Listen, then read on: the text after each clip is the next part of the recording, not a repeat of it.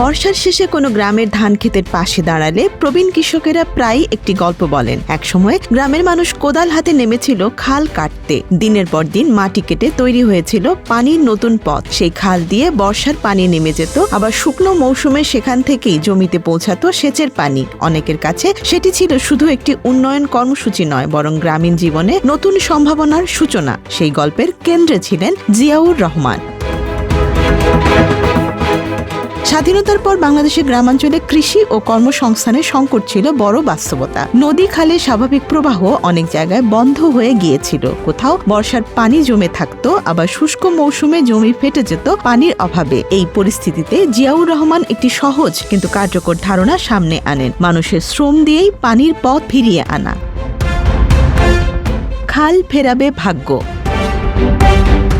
70-এর দশকের শেষ দিকে শুরু হয় খাল খননের সেই কর্মসূচি। অনেক এলাকায় পুরনো খাল পরিষ্কার করা হয়, কোথাও আবার নতুন খাল খনন করা হয়। এই কাজের সঙ্গে যুক্ত করা হয় স্থানীয় মানুষকে। কাজের বিনিময়ে খাদ্য কর্মসূচির মাধ্যমে হাজার হাজার মানুষ অংশ নেয় খাল খননে। এতে একদিকে গ্রামীণ কর্মসংস্থান তৈরি হয়, অন্যদিকে কৃষির জন্য নতুন সেচ ব্যবস্থা গড়ে ওঠে। খাল খননের ফলে বর্ষায় অতিরিক্ত পানি দ্রুত বেরিয়ে যেত, আবার শুকনো মৌসুমে সেই খালেই পানি ধরে রাখা সম্ভব হতো। ফলে কৃষিতে নতুন গতি আসে। অনেক এলাকায় ধান উৎপাদন বাড়ে, শুষ্ক জমিতেও ধান চাষ সম্ভব হয়। গ্রামের মানুষের কাছে তখন খাল মানে শুধু পানি নয়, এটি ছিল জীবিকার নতুন পথ।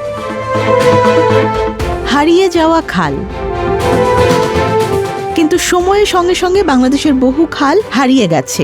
দখল, ভরাট, অপরিকল্পিত নগরায়ন সব মিলিয়ে অনেক খাল এখন আর আগের মতো নেই। ফলে যে পানিপথ একসময় বন্যার পানি সরিয়ে দিত বা কৃষি জমিতে সেচ পৌঁছে দিত, তার অনেকটাই আজ বন্ধ হয়ে গেছে। এর প্রভাব পড়েছে কৃষি, পরিবেশ এবং গ্রামীণ জীবনে। বর্ষায় জলাবদ্ধতা বাড়ছে, আবার শুষ্ক মৌসুমে কৃষককে নির্ভর করতে হচ্ছে ভূগর্ভস্থ পানির ওপর। বাবার খাল যখন ছেলের প্ল্যান।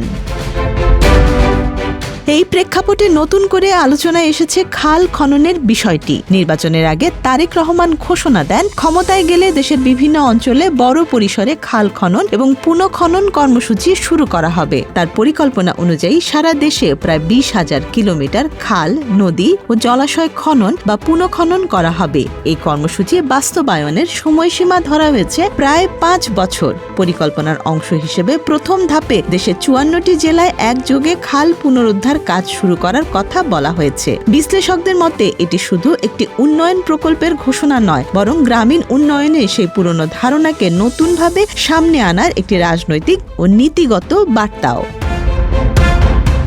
নতুন কর্মসূচির শুরু। এই জাতীয় উদ্যোগের প্রথম প্রকল্প হিসেবে দিনাজপুরে একটি খাল পুনঃখননের পরিকল্পনা নেওয়া হয়েছে। সেখানে সাহাপাড়া খাল নামে প্রায় 12.2 কিলোমিটার দীর্ঘ একটি খাল পুনঃখনন করা হবে। এই খাল পুনরুদ্ধারের ফলে প্রায় 1200 হেক্টর জমিতে সেচ সুবিধা বাড়বে এবং আশেপাশের এলাকায় পানি ব্যবস্থাপনার উন্নতি হবে বলে আশা করা হচ্ছে। স্থানীয় কৃষকরা মনে করছেন, এই খালটি পুনরুদ্ধার হলে বর্ষার পানি দ্রুত বেরিয়ে যাবে এবং শুষ্ক মৌসুমে সেচের জন্য পানির নতুন উৎস তৈরি হবে। জিয়া থেকে তারেক, খালের উদ্দেশ্য কি একই? জিয়াউর রহমান যখন খাল খনন কর্মসূচি শুরু করেছিলেন, তখন মূল লক্ষ্য ছিল গ্রামীণ কর্মসংস্থান তৈরি, কৃষি উৎপাদন বাড়ানো এবং পানির ব্যবস্থাপনা উন্নতি। আজকের বাস্তবতায় সেই লক্ষ্যগুলোর সঙ্গে যুক্ত হয়েছে নতুন কিছু চ্যালেঞ্জ: জলবায়ু পরিবর্তনের প্রভাব মোকাবিলা, জলাবদ্ধতা কমানো এবং পানির টেকসই ব্যবস্থাপনা। ফলে নতুন করে খাল পুনরুদ্ধারের উদ্যোগ নেওয়া হলে সেটি শুধু অতীতের পুনরাবৃত্তি হবে না, বরং বর্তমান বাস্তবতার সঙ্গে মানিয়ে নেওয়া একটি প্রয়োজনীয় পদক্ষেপও হতে পারে। বাংলাদেশের উন্নয়নের ইতিহাসে কিছু উদ্যোগ আছে যেগুলো সময়ের সঙ্গে সঙ্গে গল্পে পরিণত হয়। খাল খননের কর্মসূচি তেমনই একটি গল্প, যেখানে কোদাল হাতে মানুষের শ্রম, কৃষকের আশা আর পানি প্রবাহ একসঙ্গে মিলেছিল। এখন যদি সেই কর্মসূচি আবার ফিরে আসে, তাহলে সেটি শুধু একটি উন্নয়ন প্রকল্প হবে না, তখন হয়তো আবার নতুন করে বলা হবে, একসময় একজন নেতা খাল কাটার গল্প শুরু করেছিলেন, বহু বছর পর সেই গল্পের নতুন অধ্যায় লিখতে চাইছেন তারই উত্তরসূরি।